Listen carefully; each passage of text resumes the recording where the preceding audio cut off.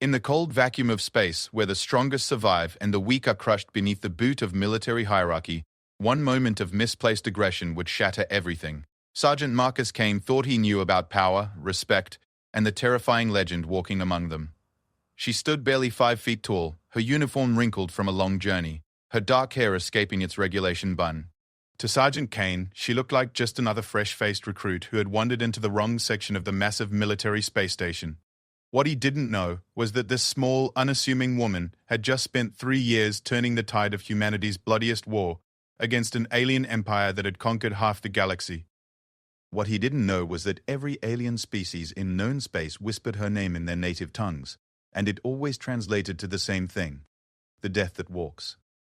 What he didn't know was that he was about to make the biggest mistake of his military career, and possibly witness the most extraordinary demonstration of human capability the galaxy had ever seen. Sometimes legends don't announce themselves with fanfare.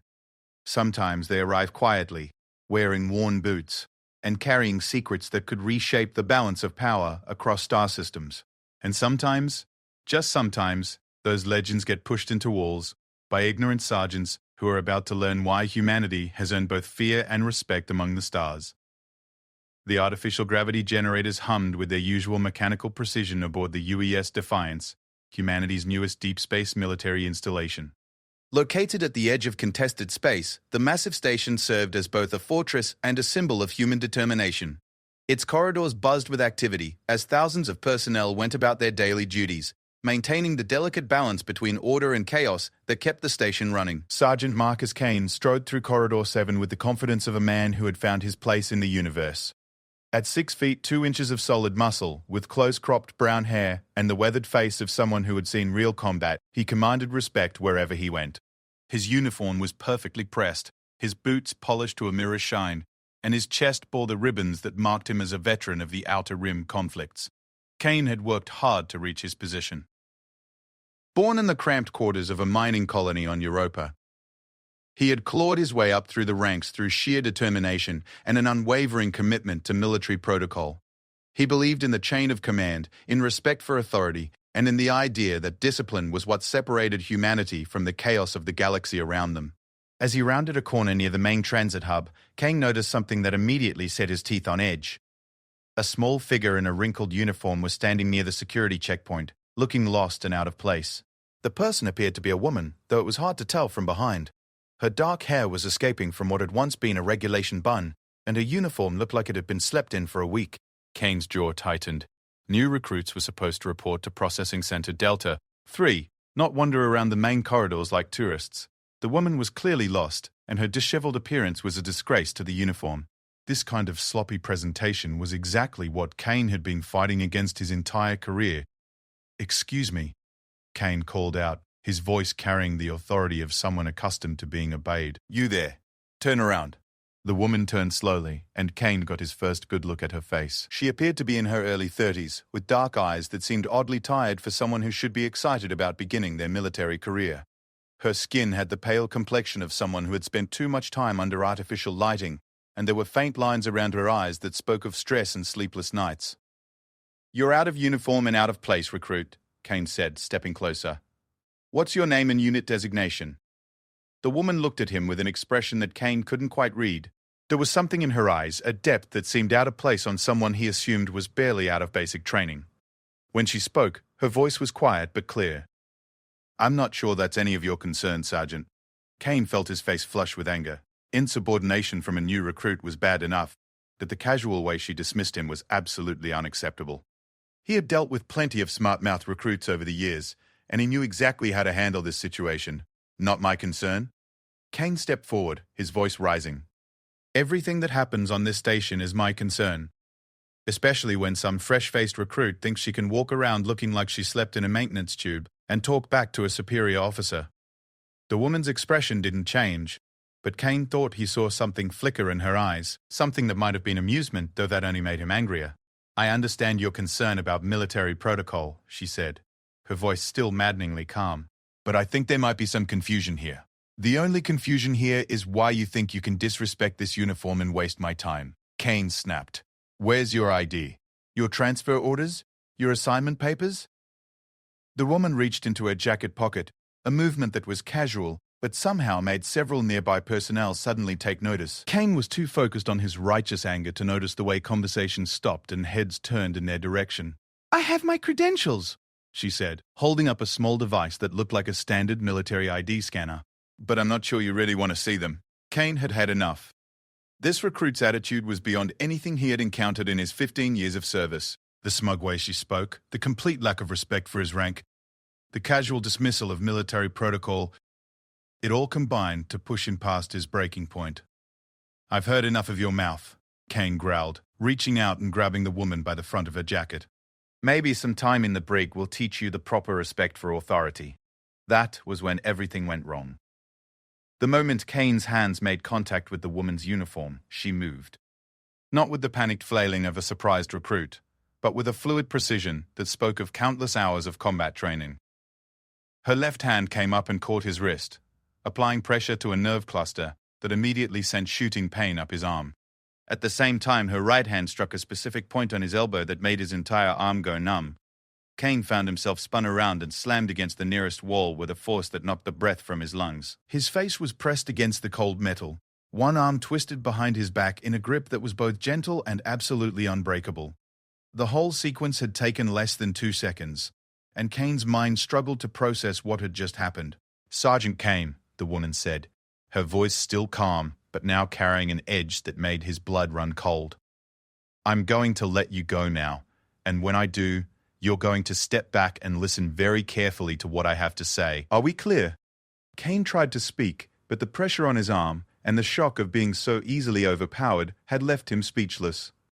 He managed a small nod, and the woman released him with the same fluid motion she had used to restrain him. As Kane turned around, rubbing his sore arm and trying to process his humiliation, he became aware that their confrontation had drawn a crowd. At least 20 personnel had gathered in the corridor, and their expressions ranged from shock to something that looked almost like recognition. Several of them were staring at the woman with wide eyes, and Kane caught fragments of whispered conversations. "Is that really her? It can't be. Look at the scar on her left hand. Oh shit, Kane doesn't know." The woman straightened her jacket and tucked a strand of hair behind her ear, seemingly unbothered by the attention. She looked at Kane with an expression that might have been pity. "Sergeant," she said, her voice carrying clearly in the suddenly quiet corridor. "My name is Admiral Sarah Chen. I arrived on this station approximately 30 minutes ago aboard a classified transport. I've spent the last 3 years commanding humanity's deep space fleet in operations that remain classified at the highest levels. I'm here to assume command of this station and coordinate our species' response to several emerging threats that could determine the survival of human civilization." The corridor fell completely silent. Kane felt the blood drain from his face as the implications of what she was saying began to sink in. Admiral Chen. He had heard that name whispered in the corridors, spoken of in the same breath as humanity's greatest military victories. The woman who had supposedly turned the tide of the war against the Vicarian Empire. The strategist who had broken the siege of New Geneva. The soldier who had led humanity's first successful assault against a fully shielded alien battleship. "I understand your concern about military protocol," Admiral Chen continued, her voice carrying a note of dry humor. "And normally I would appreciate a sergeant who takes initiative in maintaining discipline. However, in this case, your assumptions were incorrect." Kane's mouth opened and closed, but no words came out. Around them, the gathered personnel began to back away, as if proximity to his monumental error might somehow be contagious.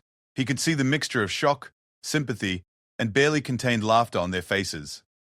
Admiral Chen reached into her jacket again and pulled out the device she had offered to show him earlier. When she activated it, a holographic display appeared showing her identification, rank, and clearance levels. The security codes were so high that Kane had never seen anything like them. "Now," Admiral Chen said, deactivating the display and returning the device to her pocket. "I believe you have duties to attend to, Sergeant Kane. I suggest you return to them and consider this a learning experience about the dangers of making assumptions." She turned to walk away, then paused and looked back at him. There was something in her expression now that made Kane's skin crawl. Not anger or amusement, but a kind of clinical assessment, as if she was looking at him and calculating his usefulness. "Oh, and Sergeant?" she said. "I'll be reviewing the personnel files of all senior non-commissioned officers over the next few days. I trust that when we meet again it will be under more professional circumstances." With that, Admiral Chen walked away, the crowd parting before her like water. Kane stood alone against the wall, his mind reeling from the magnitude of his mistake. Around him, the normal sounds of the corridor began to return as personnel resumed their duties, but he could feel their eyes on him and hear the whispered conversations starting up again.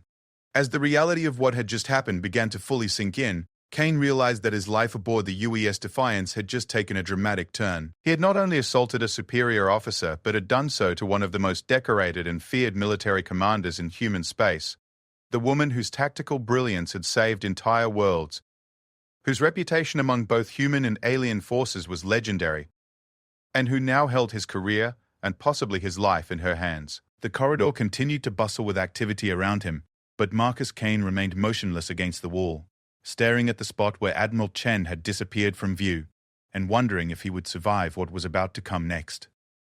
Word traveled fast aboard a space station. By the time Sergeant Kane made it back to his quarters 3 hours later, it seemed like every person on the UES Defiance had heard about his encounter with Admiral Chen. The whispered conversation stopped when he walked by, only to resume with increased intensity once he passed.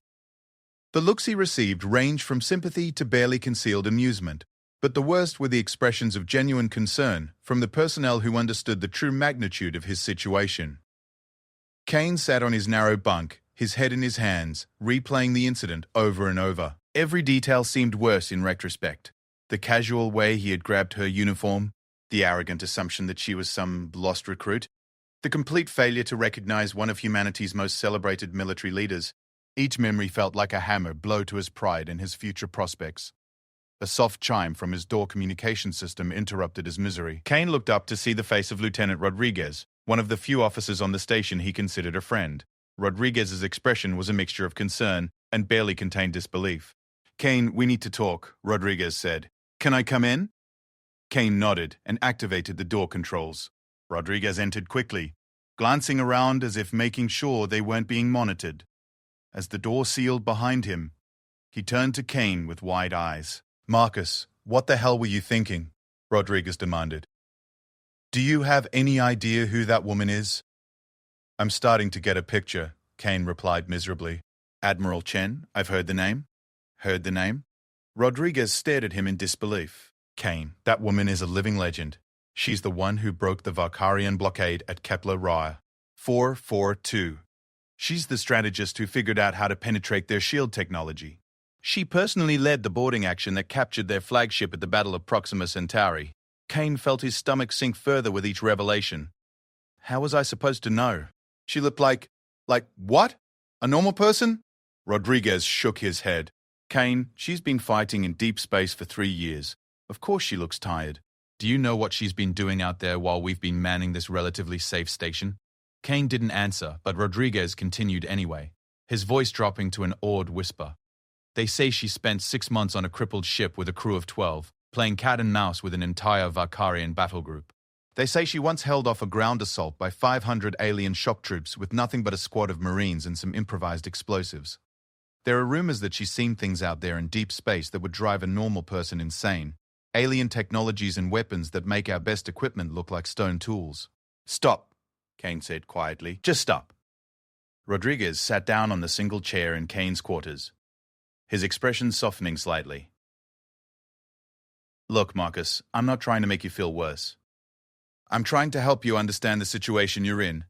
Admiral Chen isn't just any superior officer. She's someone who has literally saved human civilization on multiple occasions, and you put your hands on her." Kane looked up at his friend, desperation creeping into his voice. "What do you think is going to happen to me?" "I don't know," Rodriguez admitted, "but I can tell you what I've heard about how she handles personnel issues. There are stories from her previous commands. She doesn't believe in traditional punishment. She believes in understanding why people do what they do, and then finding ways to either fix the problem or eliminate it entirely." The way Rodriguez said eliminate sent a chill down Kane's spine. "Meaning what exactly?" "Meaning she's going to want to understand you, Kane. She's going to dig into your service record, your background, your psychology. She's going to figure out what kind of person you are and whether you're worth salvaging. And based on that assessment, she'll decide what happens next." Before Kane could respond, his communication system chimed again. This time, the display showed an official message header with Admiral Chen's command codes. Kane's blood turned to ice as he read the brief text. Sergeant Kane. Report to Conference Room Alpha 7 at 0800 hours tomorrow morning for individual performance review. Come prepared to discuss your service record and career objectives. Admiral S. Chen. Rodriguez whistled low. Well, that didn't take long. She wants to see you first thing tomorrow. Kane stared at the message, his mind racing. What do I do? What do I say to her? The truth, Rodriguez said firmly. Whatever else you do, don't try to lie to her or make excuses. From what I've heard, she has an almost supernatural ability to read people. Just be honest about why you did what you did, and hope that she finds something in you worth preserving. After Rodriguez left, Kane spent the rest of the evening researching everything he could find about Admiral Sarah Chen. What he discovered only made his situation seem more dire. Her service record was a catalogue of impossible victories and legendary achievements that read more like science fiction than military history. She had graduated from the Naval Academy at the top of her class, but her early career had been marked by a pattern of challenging authority when she believed her superiors were making tactical mistakes. Rather than being court-martialed, she had consistently been proven right, and her willingness to take calculated risks had earned her rapid promotions and increasingly dangerous assignments. The Battle of New Geneva was her first major command, and it had established her reputation throughout human space. Outnumbered 3-1 by Valkyrian forces, she had used a combination of psychological warfare and innovative tactics to turn what should have been a devastating defeat into a crushing victory for humanity. The aliens had retreated from that system and never returned, but it was her deep space operations over the past 3 years that had elevated her to mythical status.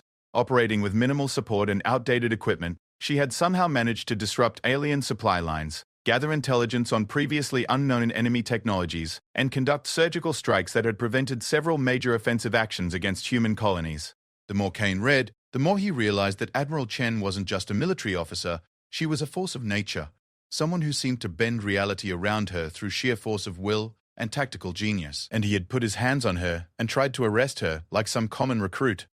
Kane spent a sleepless night tossing and turning, running through countless scenarios for his meeting with the Admiral. Every possible conversation he imagined ended with his career in ruins and his future prospects destroyed. By the time his alarm sounded at 060 hours, he had convinced himself that he was about to face the end of everything he had worked for. Conference Room Alpha 7 was located in the command section of the station, an area Kane had never had reason to visit. As he made his way through the pristine corridors, he noticed that the normal bustle of station activity seemed muted.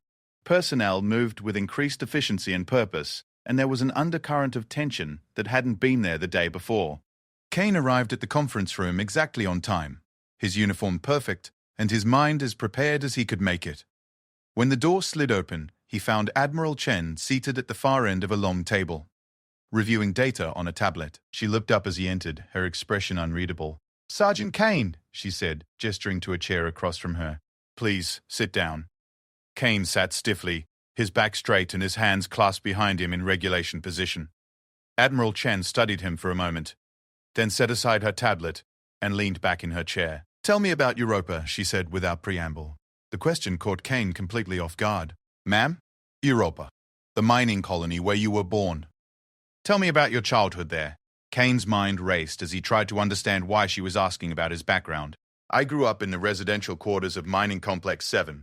My father was a drill operator, and my mother worked in the processing facilities. It was challenging. Space was limited, resources were scarce, and there was always the danger of equipment failures or atmospheric breaches." Admiral Chen nodded slowly. "And how did that environment shape your views on discipline and authority?" Kane considered the question carefully. Living in such close quarters with limited resources, everyone had to do their part exactly as assigned. There was no room for individual interpretation or creative thinking. Following the rules and respecting the chain of command wasn't just about military efficiency. It was about survival. "I see." Admiral Chen made a note on her tablet. "And that's why you reacted the way you did yesterday when you saw someone who appeared to be out of place and out of uniform." It wasn't a question, but Kane felt compelled to answer anyway. "Yes, ma'am. I believed I was maintaining proper discipline and protocol. Even when that person told you there might be confusion about the situation?" Kane felt his face burn with shame. "I assumed she was being insubordinate rather than trying to prevent an embarrassing mistake." Admiral Chen was quiet for a long moment, her dark eyes studying Kane with an intensity that made him deeply uncomfortable. When she finally spoke, her voice was thoughtful. "Sergeant, do you know why I'm here? Why I've been assigned to command this station?" "No, ma'am." "Because humanity is about to face its greatest challenge since we first reached for the stars. The Valkyrian Empire was just the beginning.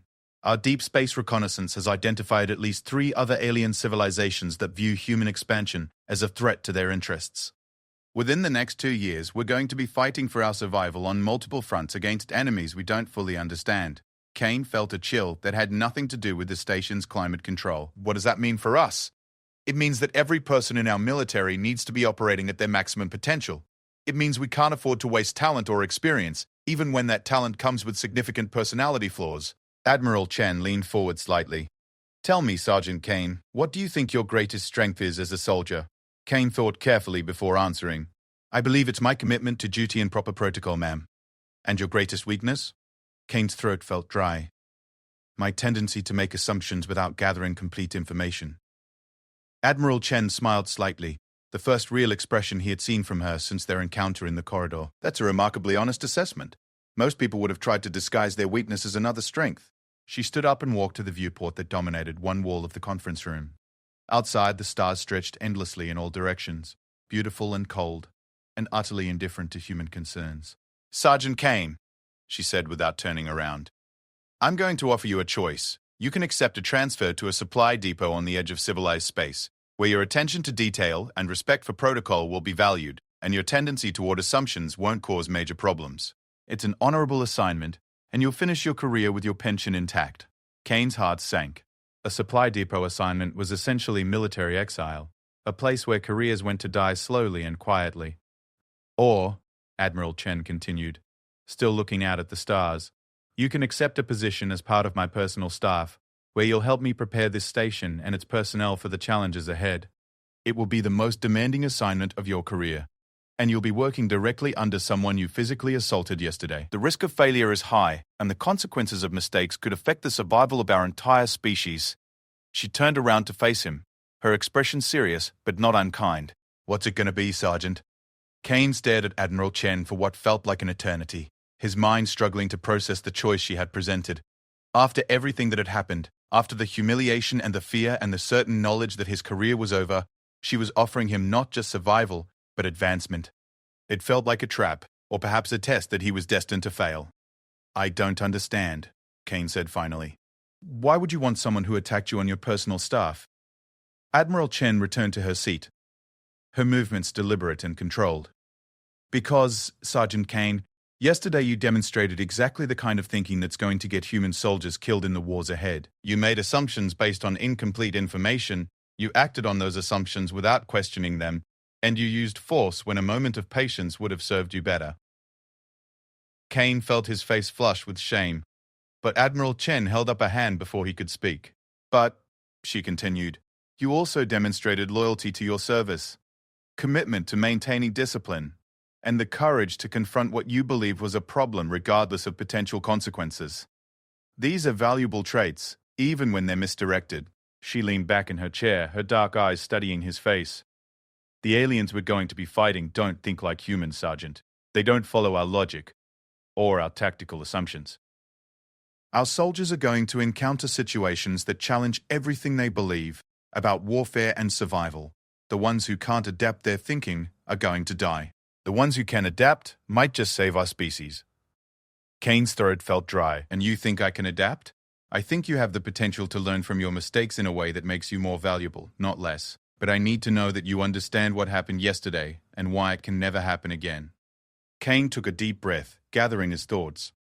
"I failed to gather complete intelligence before taking action.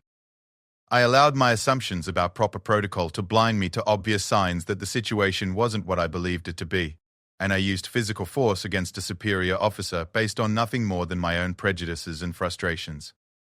Admiral Chen nodded slowly. "That's a start, but there's something deeper here, something that concerns me more than your tactical errors." She activated her tablet and pulled up a file that Kane recognized as his own service record. The holographic display showed his entire military career, from his enlistment on Europa to his current position aboard the UES Defiance. "You've had an exemplary career, Sergeant Kane. commendations for bravery, efficiency reports that consistently rate you as outstanding, and the respect of your peers and subordinates. But there's a pattern here that I find troubling. The display shifted to highlight specific incidents throughout Kane's service. 3 years ago, you filed a formal complaint against Lieutenant Morrison for what you perceived as improper uniform maintenance. 2 years ago, you requested disciplinary action against Corporal Williams for using unauthorized modifications to his equipment, modifications that later proved to improve performance by 30%. Last year, you objected to new tactical procedures because they didn't conform to established protocol, even though those procedures had been successful in live combat situations. Kane felt his stomach sink as he recognized the incidents Admiral Chen was describing. At the time, each had seemed like clear-cut examples of maintaining proper military discipline. Now, with the benefit of hindsight and context, they looked like the actions of someone more concerned with rules than results. "You see the pattern?" Admiral Chen asked. "I've been prioritizing adherence to protocol over mission effectiveness," Kane said quietly. "Exactly. And in the conflicts ahead, that kind of thinking will be fatal. Our enemies don't follow human protocols. They don't fight according to our rules or respect our chains of command. The only thing that matters is results, and the only way to achieve results against alien opponents is to outthink them." Admiral Chen closed the file and set her tablet aside. "Which brings me to your first assignment, if you choose to accept my offer." Kane straightened in his chair, suddenly alert. "Yes, ma'am? I'm organizing a series of war games and training exercises designed to prepare our personnel for unconventional warfare. These exercises will deliberately violate established protocols and challenge traditional thinking about military tactics. Your job will be to observe these exercises and identify the moments when adherence to protocol helps or hinders mission success." She paused, studying his reaction. "Additionally, you'll be working with our intelligence specialists to analyze alien combat footage and tactical data. We need to understand how our enemies think and fight, and that means questioning every assumption we have about warfare." Kane felt a mixture of excitement and terror at the prospect. "What if I fail? What if I can't adapt the way you need me to?" "Then you'll have learned something valuable about yourself, and will find another way to use your skills," Admiral Chen replied. "But I don't think you're going to fail, Sergeant Kane. I think you're going to discover that you're capable of much more than you realized." She stood up, signaling that the meeting was coming to an end. "Before you give me your decision, I want to show you something. Consider it context for what we're really facing out here." Admiral Chen activated the room's holographic display system, and suddenly the conference room was filled with three-dimensional images of space battles unlike anything Kane had ever seen. Ships moved in impossible formations, weapons fired in patterns that defied conventional physics, and the scale of destruction was absolutely staggering.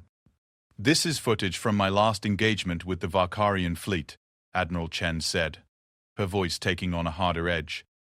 "What you're seeing is their new battle doctrine, developed specifically to counter human tactics. They've learned to anticipate our strategies and neutralize our advantages." The display shifted to show alien ships that seemed to phase in and out of existence, appearing behind human defensive lines without warning. Kane watched in horrified fascination as an entire human squadron was destroyed in seconds by weapons that seemed to bend space itself. Our traditional approach to space combat assumes that both sides will follow certain logical principles. Admiral Chen continued. "Formation discipline, predictable weapons ranges, conventional physics. The Vakarians have abandoned all of those constraints." The hologram changed again, this time showing ground combat footage from an alien world. Kane saw human soldiers trying to maintain formation discipline while facing enemies that moved like liquid shadow and struck from impossible angles.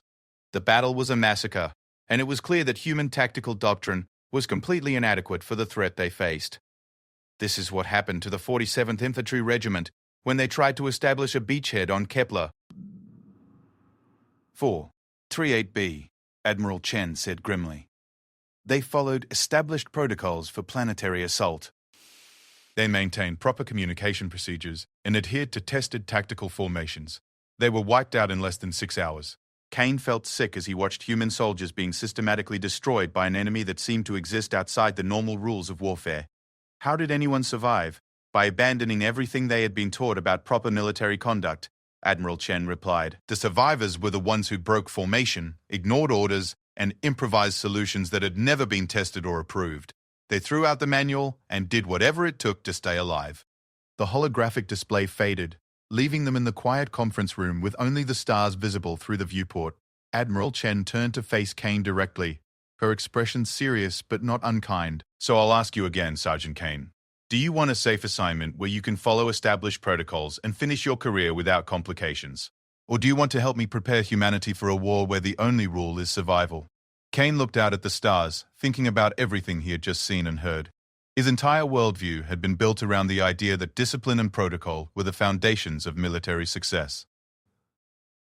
Now he was being asked to abandon those principles in favor of something that felt chaotic and dangerous. But he was also thinking about the human soldiers he had just watched die because they couldn't adapt to an enemy that fought outside their understanding. He thought about the mining colony where he had grown up, where rigid adherence to safety protocols had kept people alive in a hostile environment. The difference was that in space the protocols had been tested against known threats. Against these aliens, those same protocols were worse than useless. "I accept your offer, Admiral," Kane said, his voice steadier than he felt. "I want to learn how to think differently." Admiral Chen smiled, and for the first time since their encounter in the corridor, Kane saw genuine warmth in her expression. "Excellent. Report to Intelligence Section Beta 3 at 1400 hours. Commander Torres will brief you on your first assignment. And, Sergeant?" "Yes, ma'am." Don't try to be perfect. Try to be useful. There's a difference, and learning to recognize that difference might save all our lives. As Kane left the conference room, his mind was spinning with new possibilities and terrifying challenges. He had entered the meeting expecting to face the end of his career. Instead, he was walking away with an opportunity that could transform everything he thought he knew about military service. But as he made his way through the corridors of the UES Defiance, Kane couldn't shake the feeling that he had just committed himself to something that was going to test him in ways he couldn't possibly imagine. The war Admiral Chen had described wasn't just a conflict between different species. It was a fundamental challenge to everything humans believed about warfare, tactics, and survival. And somehow, a sergeant from a mining colony who had spent his career following rules was about to help figure out how humanity could win a war where all the rules had changed. Intelligence Section Beta 3 was unlike any military facility Kane had ever seen. Instead of the orderly rows of workstations and clearly defined hierarchies he was used to, he found himself in what looked more like a mad scientist's laboratory. Holographic displays showed constantly changing data streams. Alien artifacts sat on examination tables surrounded by scanning equipment, and personnel moved between workstations with an urgency that suggested they were racing against time. Commander Torres was waiting for him near the main briefing area, a woman in her 40s with graying hair and the intense focus of someone who had spent too many years staring at problems that defied easy solutions. When she saw Kane approach, she looked him up and down with an expression that suggested she was evaluating him for purposes he couldn't guess. "So you're the sergeant who tried to arrest Admiral Chen," Torres said without preamble. "Interesting. Most people who make mistakes that big don't get second chances around here." Kane felt his face flush. But before he could respond, Torres continued. "Relax, Sergeant. I'm not here to judge you. Admiral Chen briefed me on your new assignment, and I have to say I'm curious to see how this works out." She gestured for him to follow her toward a bank of analysis stations where several technicians were working with alien combat footage. "Your job is going to be to watch everything we've collected on enemy tactics and identify patterns that our specialists might have missed. The theory is that your background in traditional military doctrine might help you spot deviations from normal behavior that we've been overlooking." They stopped at a workstation equipped with advanced holographic projectors and analysis software. The main display showed a three-dimensional recreation of a space battle, with human and alien ships maneuvering in complex patterns. Kane recognized it as one of the engagements Admiral Chen had shown him, but now he was seeing it with much more detail. "This is the Battle of Wolf 359, Torres explained, activating controls that allowed her to slow down and replay different sections of the engagement. "We lost 3 cruisers and a destroyer in this action, but we managed to capture enough sensor data to reconstruct the entire sequence of events." Kane watched as the battle unfolded, paying careful attention to the movement patterns of the alien ships. At first glance, their tactics seemed random and chaotic, but as Torres slowed down the playback and highlighted specific maneuvers, he began to see something else. "They're not following any recognizable formation doctrine," Kane observed. "But they're not random either. There's a pattern here, but it's not based on anything in human tactical theory." "Exactly," Torres said with satisfaction. "Our analysts have been trying to understand that pattern for months. What do you see that they might have missed?"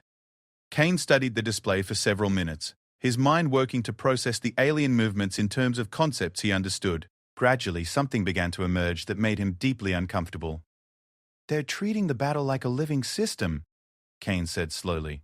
"Instead of trying to maintain formations or control territory, they're responding to our moves the way an immune system responds to infection."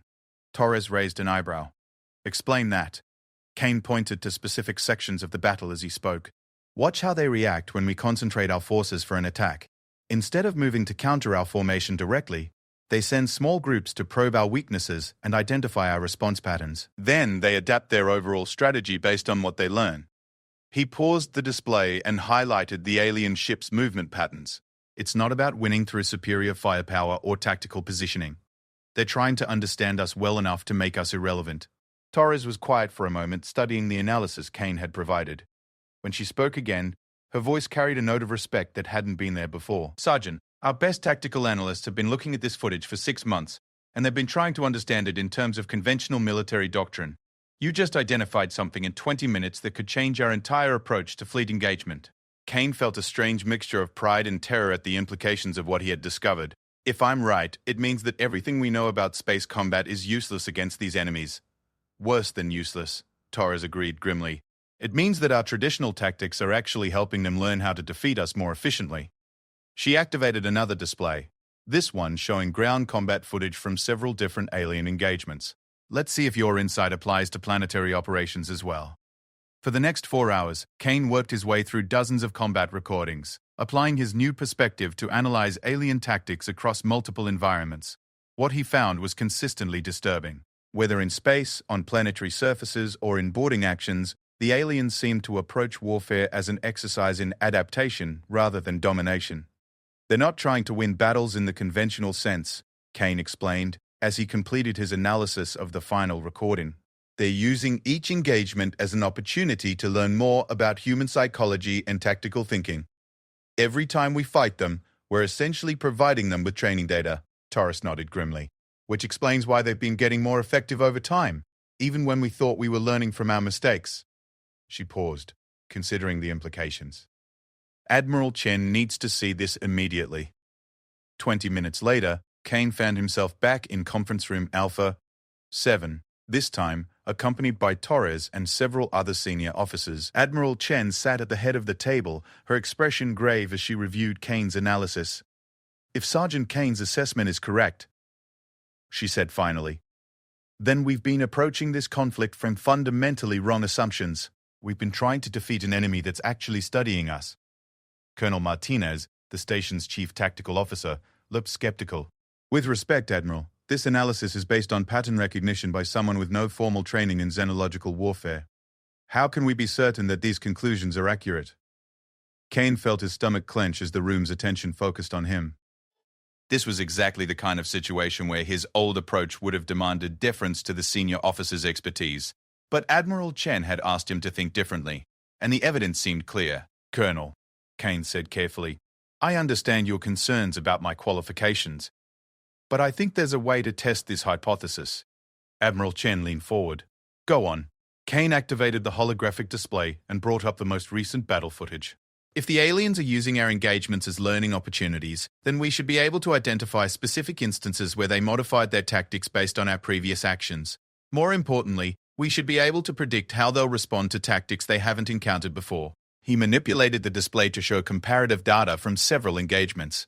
"Look at the progression of their response times and tactical adaptations. In the first battle at Proxima Centauri, it took them an average of 47 minutes to counter each new human tactic. By the engagement at Wolf 359, that time had decreased to 12 minutes. In the most recent battle at Kepler, 442, they were countering our moves in under 6 minutes." The room fell silent as the officers absorbed the implications of what Kane was showing them. Colonel Martinez studied the data for a long moment, then looked up at Admiral Chen with obvious concern. "If this analysis is correct, then they're developing the ability to predict our tactics in real time. We're fighting an enemy that gets smarter every time we engage them." Admiral Chen stood and walked to the viewport, her expression thoughtful. "Which means that conventional military doctrine isn't just ineffective against them. It's actually counterproductive." She turned back to face the assembled officers. "Ladies and gentlemen, We need to completely rethink our approach to this conflict. We're not fighting a war in any sense that our training prepared us for. We're engaged in a contest of adaptation, and our enemies have a significant advantage. Commander Torres spoke up. What kind of advantage, Admiral? They're not limited by human assumptions about how warfare should be conducted, Admiral Chen replied. They can modify their tactics, their technology, even their basic strategic thinking without being constrained by doctrine or tradition. We, on the other hand, have been trying to fight them using methods that were developed for conflicts between human opponents. Kane found himself speaking before he fully realized he was going to. Admiral, what if we stopped trying to fight them conventionally? Every eye in the room turned toward him, and Kane felt his mouth go dry. But he had committed himself to this path, and he forced himself to continue. I mean, what if we deliberately use tactics that defy our own doctrine? If they're learning by studying our patterns, then maybe we need to act in ways that don't follow any recognizable patterns. Colonel Martinez looked incredulous. Sergeant, military doctrine exists for good reasons. Abandoning proven tactics in favor of random actions would be suicide. Not random, Kane said, his confidence growing as he worked through the idea. Adaptive, the same way they are, but starting from a completely different foundation. Admiral Chen returned to her seat, her expression intense. Explain that concept, Sergeant. Kane took a deep breath, organizing his thoughts. They've been studying us based on the assumption that humans will act according to logical military principles. But what if we embrace the parts of human nature that are illogical? What if we used creativity, intuition, even apparent insanity as tactical tools? The room was completely silent. Kane could see a mixture of skepticism, curiosity, and concern on the faces around him. But Admiral Chen was nodding slowly, as if she was following his reasoning to its logical conclusion. You're suggesting that we turn our unpredictability into a weapon, she said. Exactly. If they're using our logical behavior to predict our actions, then maybe our best strategy is to stop being logical in ways they can understand. Col Martinez shook his head. That's not military strategy. That's gambling with the lives of our personnel. Admiral Chen held up a hand before Kane could respond. Colonel, I understand your concerns, but consider this. Our current approach is already gambling with lives, and we're losing. Maybe it's time to try something that doesn't fit our traditional understanding of military effectiveness. She looked around the room, meeting each officer's eyes in turn. I'm authorizing a new training program based on Sergeant Kane's analysis. We're going to develop tactical approaches that deliberately violate conventional military wisdom. Some of them will probably be disasters. But if even a few of them work, they might give us the edge we need to survive this conflict. As the meeting broke up and the officers filed out, Admiral Chen gestured for Kane to remain behind. When they were alone, she studied him with the same intense focus he had experienced during their first conversation. Sergeant Kane, she said finally. 3 days ago, you were a by-the-book, non-commissioned officer who had never questioned military protocol in his entire career. Today, you're proposing tactical innovations that could change the course of an interstellar war. That's quite a transformation. Kane felt uncomfortable under her scrutiny. I'm not sure I've really changed that much, Admiral. I'm just trying to apply the same attention to detail that I've always used, but to different problems.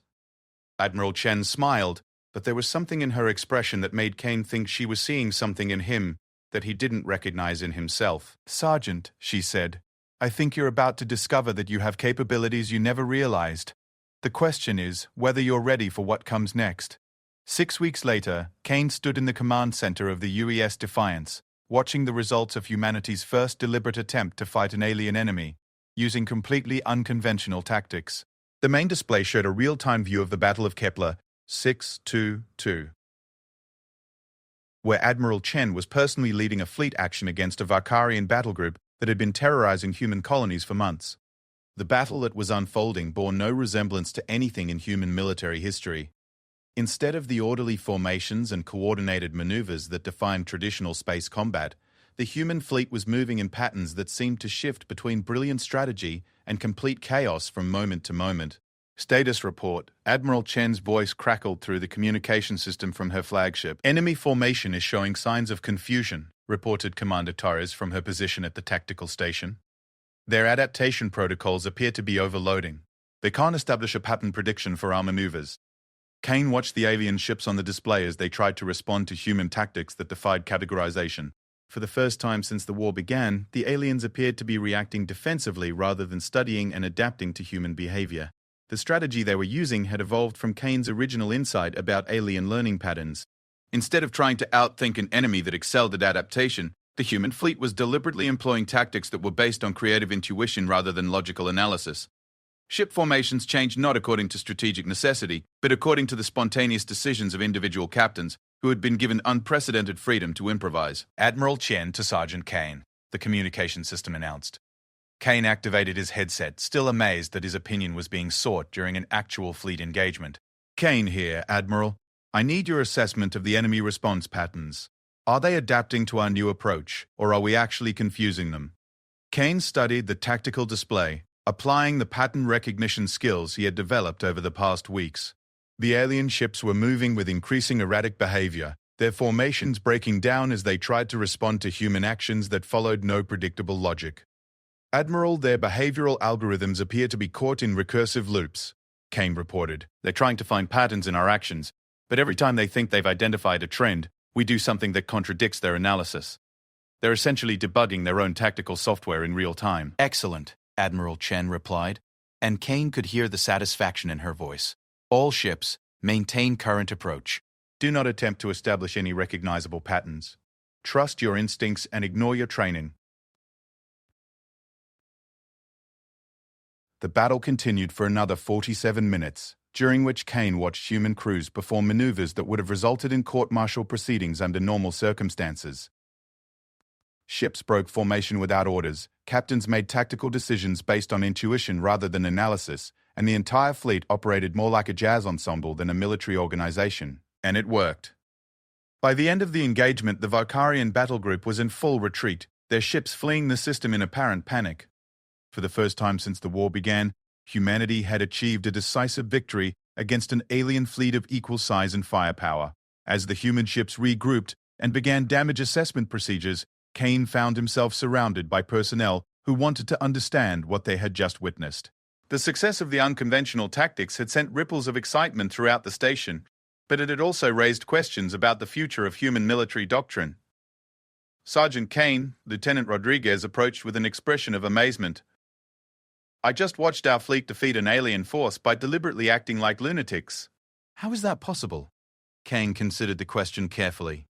Because acting like lunatics was exactly what the aliens couldn't predict or counter. They're incredibly good at adapting to logical opponents, but they have no framework for understanding irrational human behavior. But military efficiency depends on logical, coordinated action, Rodriguez protested. How can we build a sustainable strategy around doing things that don't make sense? Before Kane could answer, Admiral Chen's voice filled the command center as she announced her return to the station. All senior personnel, report to Conference Room Alpha, 7:30 minutes for operational debriefing. The debriefing session was unlike any military meeting Kane had ever attended. Instead of the formal analysis of tactical success and failure that normally followed a battle, Admiral Chen encouraged an open discussion about the psychological and strategic implications of what they had accomplished. Today we proved that unconventional warfare can be effective against adaptive enemies, Admiral Chen began, but we also discovered something more important. We learned that human creativity and intuition can be systematically employed as military tools. Colonel Martinez, who had initially been skeptical of Kane's theories, now looked thoughtful. Admiral, the success of today's operation raises some serious questions about how we train and organize our forces. If random creative decisions are more effective than disciplined tactical planning, then what does that mean for military hierarchy? Admiral Chen turned to Kane. Sergeant, you've been thinking about this longer than anyone else. What's your assessment? Kane stood up, still not entirely comfortable with his role as a strategic consultant, but committed to providing his honest analysis. Colonel Martinez is asking the right question, but I think he's framing it incorrectly. We didn't succeed today because we abandoned discipline. We succeeded because we applied discipline to creativity instead of conformity. He activated the holographic display to show key moments from the battle. Look at the way Captain Morrison handled her destroyer squadron.